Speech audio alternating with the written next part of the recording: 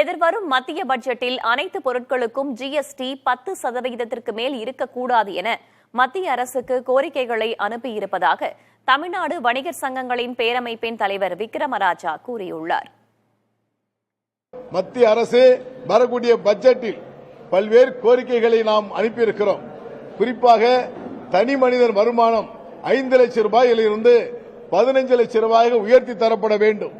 GST வரி விதிப்பு என்பது ஒரே நாடு ஒரே சட்டம் ஒரே வரி என்ற பிரதமருடைய முழக்கத்தோடு ஏற்ப ஒரே சட்டம், அதாவது 5 அடுக்கு சட்டம் வரி 4 அடுக்கு வரியாக இருக்கிறது. இதை ஒரே வரி ஒரே சீராக, அதாவது 5லிருந்து 10% வரை போட்டுக் கொள்ளுங்க, அனைத்து பொருட்களும் வரி போடுங்க. ஆனால் 10% மேல ஜிஎஸ்டி வரி விதிப்பே இருக்கக்கூடாது. அந்த நிலை ஏற்படுத்தினால் இன்றைக்கு உலகத்திலே அதிக ஜனதொகை கொண்ட நாடு நமது நாடு. அப்படி நிலை எடுத்து பார்ப்பீர்களானால் 2 லட்சம் கோடியை தாண்டி வருவாய் ஈட்டும் வியாபாரிகளுக்கு எந்த இடையூறும் இருக்காது.